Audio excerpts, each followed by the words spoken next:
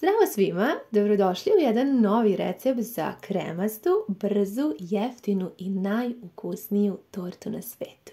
Za početak uzmite 100 g maslaca ili margarina pa ga otopite, a potom odmerite 400 g mlevenog keksa. Koristim ovaj iz Univera i mogu vam reći da je dobar, 500 g je 99 dinara, pa ako želite da uštedite, mislim da je super predlog.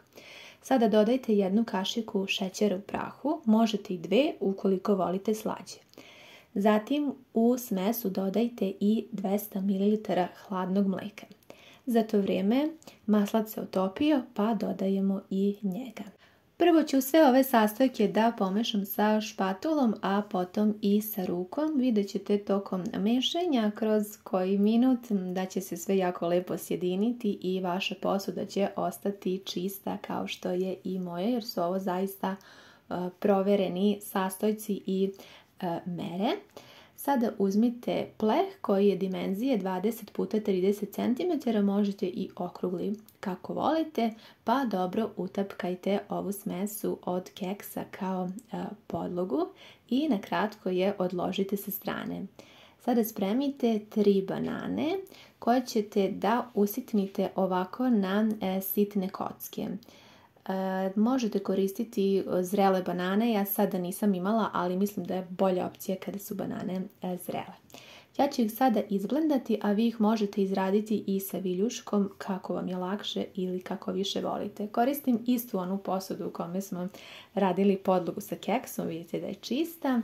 I sada ćemo prvo da sipamo smesu od banane koju smo izradili. I unutra dodajemo 180 g šlag krema sa aromom vanile i slatke pavlake. Ovaj šlag krem je trenutno 150 dinara u Maxiju na akciji. Tako da ukoliko želite da uštedite, mislim da možete jako dobro. I sada izradite ovu smesu sa mikserom par minuta dok ne postane ovako čvrsta. I zaista je ovo super krema koju ćete napraviti. I sada premažite preko podloge. Namerno sam vam pokazala, to jest rekla za cene, jer često mi pišete na mrežama da je nešto skupo. Ja obično se trudim da vam eto i u komentarima, sada sam i na videu pokazala da može i da se pronađu jeftiniji proizvodi i da napravimo nešto lepo i povoljno. Sada sam ostavila tortu da se hladi u frižideru, a za to vrijeme 50 ml mleka zagrela do ključanja i sada ću dodati 4 štangle od 100 g čokolade. 4 štangle koristim bele čokolade. Unutra ću dodati u mlijeko koje je zagrano do ključanja i kad ovako sve promešam, čokolada će se pomešati. Ovo je odličan predlog za ganaž ukoliko nemate slatku pavlaku. Unutra ću dodati 2 kašike kisele pavlake.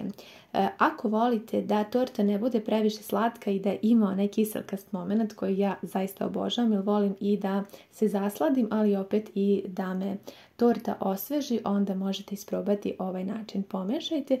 Unutra dodajem još 2 kašike kokosa, ovo je opcionalno, možete dodati i ne morate, također vi možete samo napraviti ganaž od bele čokolade i slatke pavlake, kako više volite. Ovo je zaista onako jako lep ukus, zato što pomalo kisi, pa ja eto volim ponekad i tako.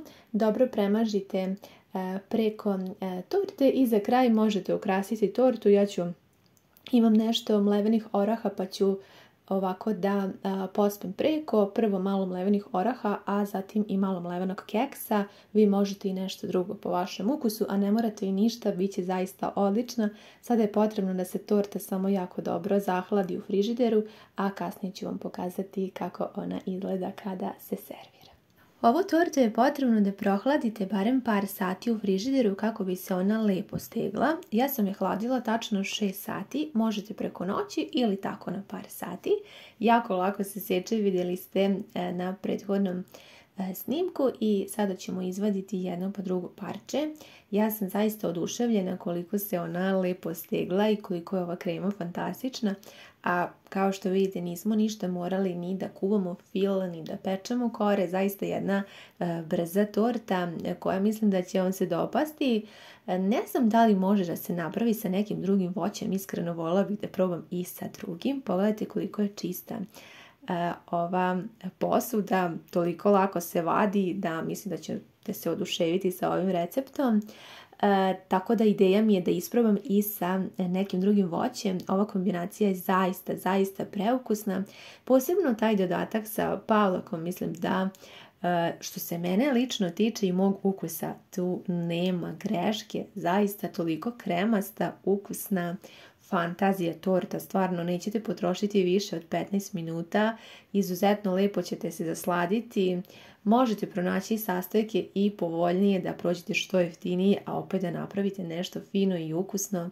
Pogledajte kako se to lepo ovako sada svako parče i vadi deo po deo, zaista ja sam oduševljena, tako da mislim da će se i vama dopasti.